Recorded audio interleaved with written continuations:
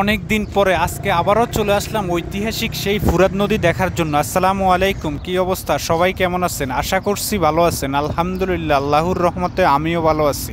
এটা হলো সেই ইরাকের ঐতিহাসিক ফুরাত নদী। যারা প্রথমবার দেখতেছেন, আশা করছি ভিডিওটা শেষ পর্যন্ত দেখবেন। ভালো লাগলে শেয়ার করে দিয়ে অন্য আরেক বাইকে দেখার সুযোগ করে দিবেন। আমি ঘুরে ঘুরে আপনাদেরকে দেখানোর চেষ্টা করব। এই সেই ফুরাত নদীর কিন্তু অনেক ইতিহাস আছে, আপনারা হয়তো অনেকে জানেন। সেটা হলো এই পৃথিবীতে জান্নাত থেকে 3টা নাকি 4টা নদী আসছে এই পৃথিবীতে, তার মধ্যে এই হলো একটা। সেটা হলো এই ঐতিহাসিক ফুরাত নদী সিরিয়া হয়ে ইরাক আসছে, ইরাক থেকে নীল নদের সাথে যায় মিশে গেছে, আপনারা হয়তো অনেকে জানেন। এই সেই ফুরাত নদী আজকে আপনাদেরকে দেখানোর চেষ্টা করতেছে। আসলে এর আগে আমি আরও একবার আসছিলাম, সেটা ছিল রাতের বেলা। তো রাতের বেলা ভালোভাবে ভিডিও করা হয় নাই, ভালোভাবে আপনাদেরকে দেখাতে পারি নাই।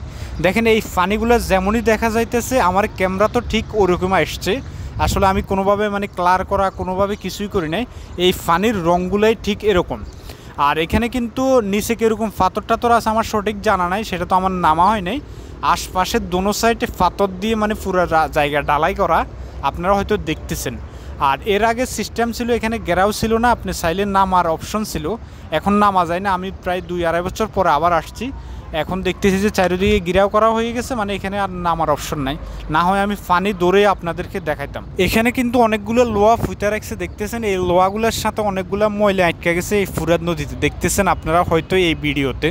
তো এই ফুরাত নদীতে কিন্তু অনেক মাছ আছে, মাছ মাঝে মধ্যে কাছে যখন আসে তখন দেখা যায়। আর এখানে সন্ধ্যা হলে কিন্তু লোকজন চারদিকে বসা বা থাকে এইসব জায়গায়, দেখতেছেন বসার আসনগুলো আছে। এখন সকালবেলা অনেক রোদ, কিন্তু আরব দেশের রোদের সম্বন্ধে অনেকের ধারণা আছে, সেটা হলো অনেক গরম পড়তেছে, এই কারণে লোকজন নাই। যখন সূর্য ডুবে যাবে বা সন্ধ্যা হয়ে যাবে, তখন এইসব আসন যেটা দেখাইছে ওখানে আইসা মানুষজন বসে, আইসা আড্ডা দেয় এই নদীর পাড়ে বা এগুলো দেখে। তো আজকে আমি সকালবেলা চলে আসলাম, কোনো লোকজনের পেলাম না। এর আগে যখন আমি আসছিলাম রাতের বেলা অনেক লোকজনের দেখা হয়েছে। তো যাই হোক, কে কোথায় থেকে আমার এই ভিডিওটা দেখতেছেন সেটা অবশ্যই কমেন্ট করে জানাবেন। আর যারা প্রথমবার এই ফুরাত নদী দেখতেছেন, অবশ্যই শেয়ার করে দিয়ে অন্য আরেক বাইকেও দেখার সুযোগ করে দেবেন। আপনার একটা শেয়ারে এমনও মানুষ আছে জীবনে একবারও দেখে না এই ফুরাত নদী, তারাও দেখতে চাইতেছে। তো অবশ্যই শেয়ার করে দিয়ে সবাইকে দেখার সুযোগ করে দেবেন। আলহামদুলিল্লাহ, আমি এইবার নিয়ে 2বার দেখতেছি এই ফুরাত নদীর পার বা ফুরাত নদীর পানি। আপনারা কেউ যারা আমার ভিডিও দেখেন সরাসরি এই ফুরাত নদীতে আসছেন কিনা সেটা অবশ্যই কমেন্ট করে জানাবেন।